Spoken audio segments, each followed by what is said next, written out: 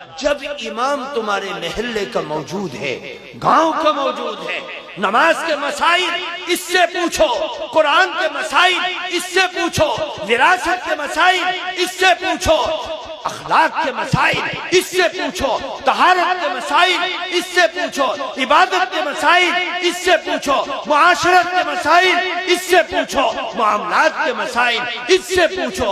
यही तुम्हारी जन्नत और जहन्नम है। इताअत करोगे जन्नत मिलेगी, नाफरमानी करोगे जहन्नम मिल जाएगी। नबी का वारिस इमाम से ज्यादा कोई पावरफुल नहीं है, ये याद रखना। क्योंकि इमाम ने नबी की अल्लाह अकबर की भी हिफाजत कर रखी है, सजदों की भी हिफाजत कर रखी है, आपके अंदाज और अखलाक की भी हिफाजत कर रखी है, और साथ साथ आपके मुसल्ले